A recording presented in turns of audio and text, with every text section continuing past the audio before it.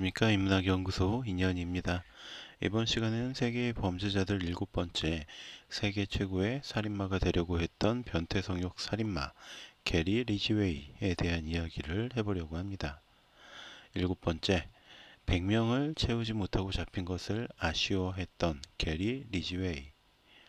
우리나라의 범죄자 중에 가장 이슈가 되었던 인물들을 꼽아보자면 유영철, 정남규, 강호순, 이춘재 같은 인물들을 꼽을 수 있겠죠.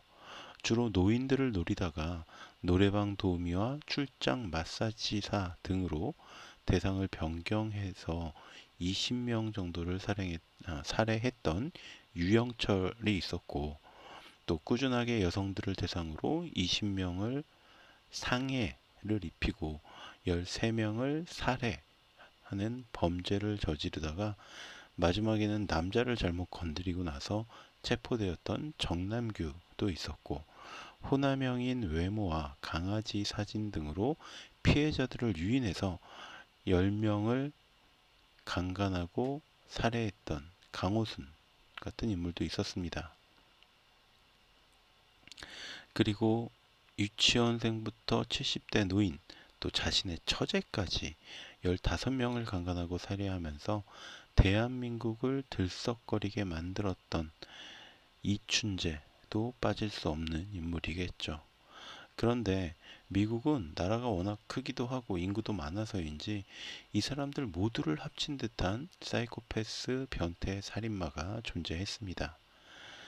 그는 주로 가출 청소년이나 거리의 매춘부들을 범죄의 대상으로 삼아서 트럭에 태운 뒤에는 자신의 아들 사진을 보여주면서 경계심을 누그러뜨렸고, 그리고 나서 강간한 뒤에는 목을 졸라서 살해했습니다.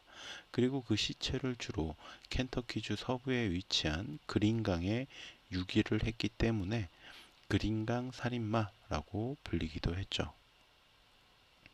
1. 악마의 탄생과 성장. 1949년 2월 18일 유타주 솔트레이크 시티에서 삼형제 중 둘째로 태어난 게리 리언 리지웨이는 매우 폭력적인 부모 밑에서 자라났다고 전해집니다. 그의 아버지는 버스 운전사였는데 가끔 게리를 차에 태우고 시내를 지날 때면 거리의 매춘부들을 쓰레기들, 더러운 것이라고 욕을 했지만 실제로는 그녀들과 성매매를 하면서 그 사실을 게리에게 숨기지도 않았다고 합니다. 그의 어머니는 백화점 점원이었는데 지나치게 노출이 많은 옷을 즐겨 입었고, 게리의 학부모 참관 수업에도 미니스커트에 배꼽티를 입고 와서 사람들을 놀라게 했을 정도라고 합니다. 게리는 당시 자신의 어머니를 거리의 매춘부와 다를 것이 없다라고 생각했다고 해요. 이 부부 사이는 매우 좋지 않아서 과격한 폭력이 난무하는 부부싸움을 곧장 벌였고, 이 폭력은 게리에게도 향했습니다. 이때 받은 스트레스 때문에 게리는 성인이 될 때까지 야뇨증에 시달렸는데, 그의 어머니는 희한하게도 그를 직접 욕조에 데려가서 성기를 씻겨주고, 그럴 때마다 게리는 수치심과 분노 그리고 성적인 흥분을 느꼈다고 훗날 고백했습니다. 그의 어머니는 그가 밤에 오줌을 싼 이불을 다른 동네 사람들이 잘 볼 수 있게 마당에 걸어두는 짓을 하기도 했고, 게리는 그로 인해서 또 스트레스를 받아야 했다고 해요. 훗날 밝혀진 사실에 의하면 그는 16살 때 처음으로 살인을 시도했다라고 하는데, 집 근처 공터에서 놀고 있었던 6살짜리 남자아이를 숲으로 데려가서 아무 이유 없이 그냥 칼로 찔렀다고 합니다. 그 아이는 다행스럽게도 목숨은 건졌다고는 하는데, 훗날 그 아이를 왜 칼로 찔렀는지 묻는 경찰에게 그냥 사람을 죽일 때의 느낌이 궁금했었다 라고 대답했다고 해요. 게리는 고등학교를 졸업하고 바로 해군에 입대해서 결혼을 했고요. 1969년에는 베트남에 파병을 떠났습니다. 하지만 고등학교 시절 여자친구였던 그의 아내 클라우디아는 그 사이에 바람이 나버렸어요. 결국 게리는 그녀와 이혼을 하게 됐고 그녀를 창녀라고 부르면서 증오하게 되었는데 이때 매춘부들에 대한 그의 비뚤어진 증오심은 더욱 커진 것으로 알려져 있습니다.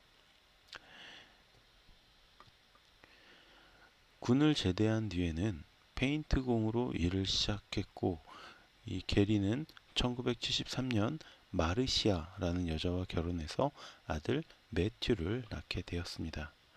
그러나 그의 변태적인 성욕으로 인해서 관계 중에 목을 조르거나 손발을 묶고 관계를 한다거나 야외에서 관계를 갖는 등의 행위에 시달리던 마르시아는 결국 이혼을 요구했고요.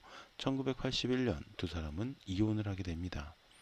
이후 게리는 매춘부들을 찾아가서 관계를 맺는데 병적으로 집착하기 시작했고 결국 그는 자신의 변태 성욕을 해결하기 위해서 그녀들을 살해하기 시작합니다. 이 미치광이 변태살인마의 등장. 1982년 7월 15일 자전거를 타고 그린강의 한 다리를 건너던 두 명의 소녀는 물속에 잠긴 시체를 발견했는데 경찰의 확인 결과 16살의 소녀 웬디 리 콧필드였습니다. 그녀는 알몸 상태로 목이 졸려서 숨져 있었고요. 목에는 자신의 바지가 감겨져 있었습니다. 웬디가 발견되기 6개월 전 그녀의 친구인 린 윌콕스가 강에서 수마일 떨어진 공터에서 시체로 발견된 적이 있었지만 처음에는 이 두 사건 사이의 연관성을 찾지는 못했습니다.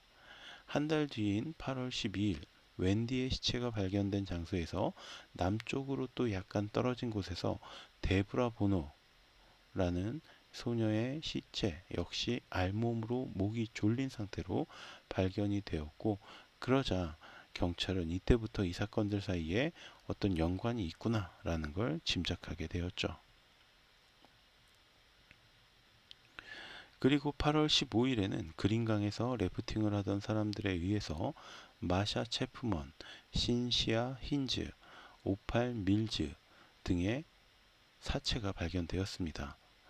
이들 역시 목이 졸려서 살해되고 강에 버려졌던 것이죠.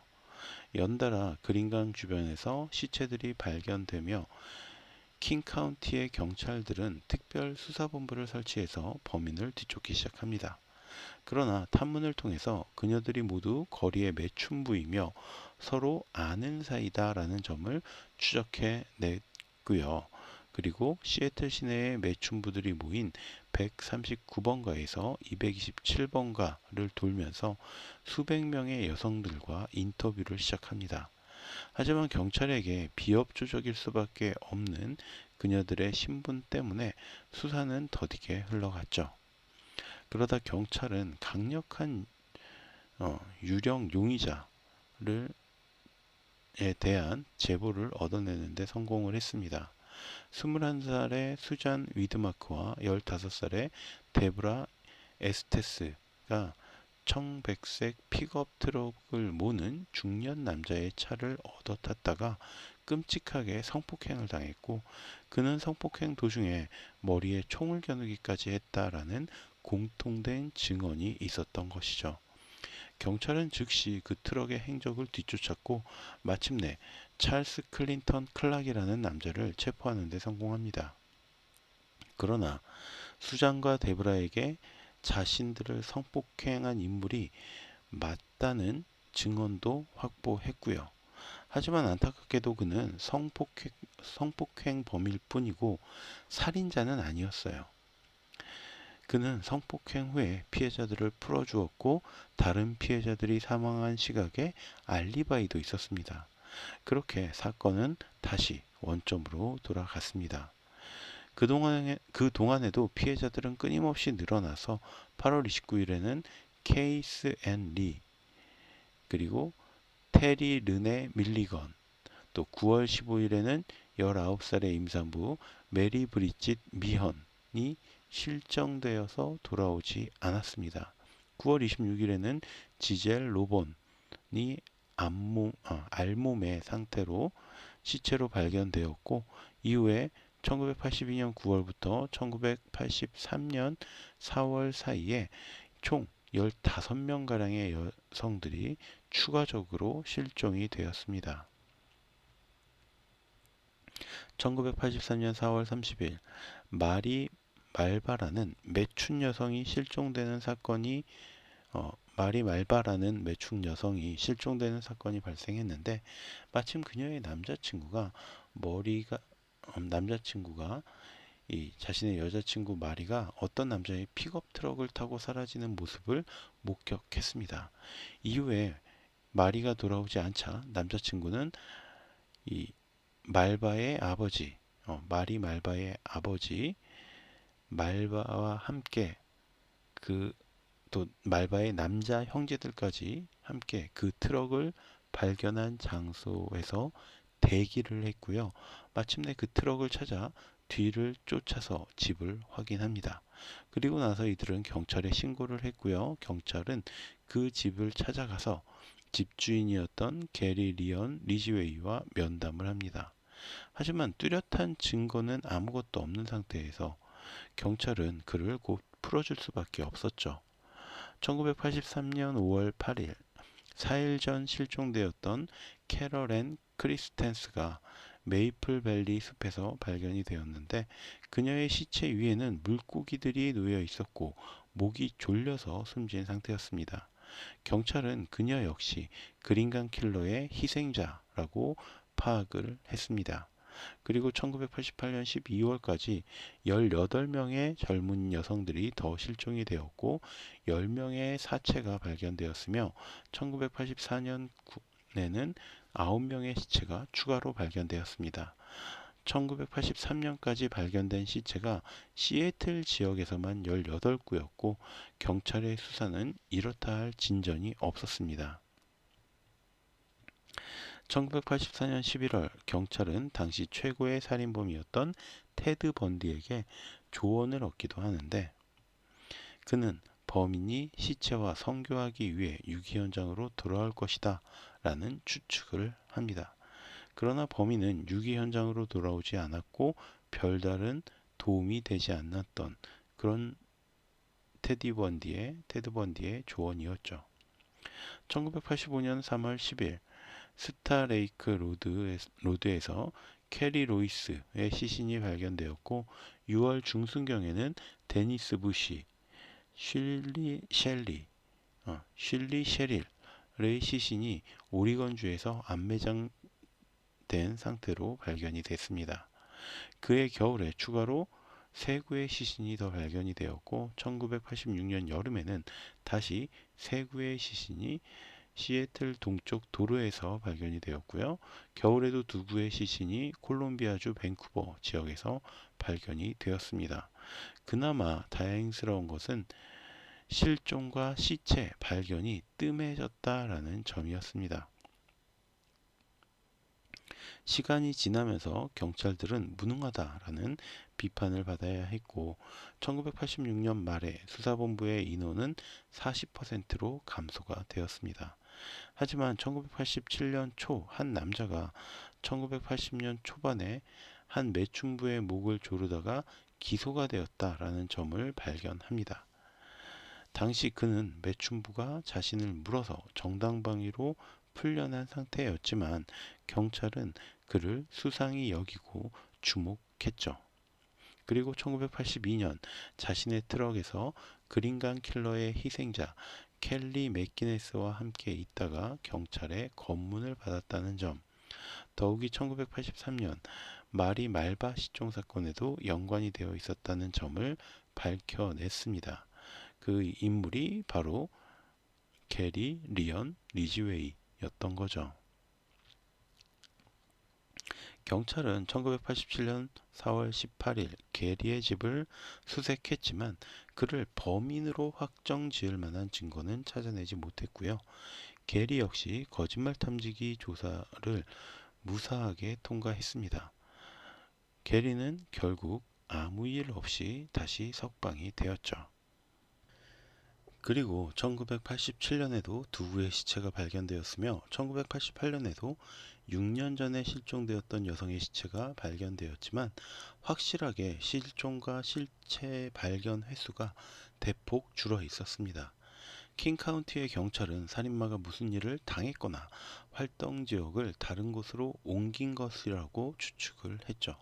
실제로 1984년부터 1988년 사이에 샌디에이고 외곽에서 25구의 매춘부 시체가 발견되었습니다. 그러나 샌디에이고 경찰들은 매춘부 자체가 위험하고 불법적인 일이었기 때문에 그들을 향한 범죄는 늘 존재한다면서 크게 신경 쓰지 않았습니다. 그러나 시민들의 반발이 거세지면서 샌디에이고 역시 특별수사본부를 설치하고 기존의 그린강 살인사건의 수사본부와 힘을 합치게 되었습니다. 세 번째, 내가 몇 명이나 죽였는지 세다가 포기했다. 1989년 또다시 한 명이 실종되었고 세 구의 시체가 더 발견이 됐습니다. 수사본부는 킹카운티, 타코마, 시애틀이 합쳐졌으나 오히려 공조가 제대로 이루어지지 않았고 시민들의 비난은 더 거세졌습니다. 그러나 이 지역에서 실종이나 사체 발견이 멈추며 점차 대중들의 관심이 멀어졌고 수사본부 역시 1991년 7월에 해체를 했습니다. 그러나 데이브 레이처트라는 경찰은 추적의 끈을 놓지 않았습니다. 그는 끊임없이 새로운 증거와 증언을 확보하며 1997년 11월 킹카운티의 보안관으로 임명이 되었고 그렇게 보안관이 된 그는 새로운 DNA 수사 기법을 바탕으로 희생자들의 몸에서 채취한 정액 샘플을 주요 용의자들의 것과 비교를 했습니다. 그리고 마침내 2001년 9월 10일 게리의 DNA와 일치한다라는 결과를 받게 되었죠. 그러나 데이브는 결과를 바로 공표하지는 않았고 추가적인 조사를 실시했는데 게리가 범인이라는 확신이 더 강해졌습니다. 그리고 11월 30일 게리는 4건의 살인에 대한 용의자로 경찰에 체포가 됐습니다. 당시 게리는 1988년 결혼한 세 번째 부인 주디스와 결혼한 상태였는데 그녀는 게리의 이중성을 전혀 눈치채지 못했다라고 했습니다. 게리를 체포한 경찰은 그가 벌인 추가적인 범행의 증거를 확보하기 위해서 미세증거 연구소에 여러 가지 증거품의 연구를 의뢰했고요. 피해자들의 옷에 묻은 페인트 자국이 게리가 일하는 페인트 공장에서 사용한 것이다 라는 것을 밝혀냈습니다. 게리는 상황이 자신의 사형에 초점이 맞춰지는 듯 하자 아직 찾지 못한 실종자들의 시체 위치를 알려주는 대신에 자신에게 사형을 면제해주는 폴리바겐, 그러니까 형량 거래를 제안을 합니다. 담당 검사는 고민을 많이 했겠죠. 하지만 시체를 찾지 못한 유가족들을 위로하기 위해서 이 게리의 제안을 수락할 수밖에 없었고요. 게리는 49건의 살인 혐의를 인정하고 가석방 없는 종신형을 선고받게 됩니다. 그리고 실제로 얼굴도 이름도 기억하지 못하는 시체들의 유기 장소를 찾아가는데 그것은 그가 테드 번디의 주장처럼 시체와의 성교를 하기 위해서 유기 장소를 다시 찾아갔었기 때문이라고 합니다. 그는 49건의 살인 혐의로 처벌을 받았지만 스스로 자신이 최소한 71명을 살해했고 그 이상은 세다가 포기했다라고 스스로 밝혔습니다. 그리고 스스로 자신이 세계 최고의 살인마가 아닐까라는 생각을 한다고도 이야기했죠. 게리 리시웨이야말로 수많은 범죄자들 중에서도 가장 악마 같은 범죄자가 아닐까라는 생각을 해보게 됩니다. 자, 그럼 오늘 이야기는 여기서 마치도록 하고요. 저는 다음 시간에 더 흥미로운 컨텐츠로 돌아오도록 하겠습니다. 오늘 제가 들려드린 이야기가 여러분의 흥미와 호기심을 조금이라도 만족시켜 드렸다면 구독과 좋아요도 부탁드리겠습니다. 감사합니다.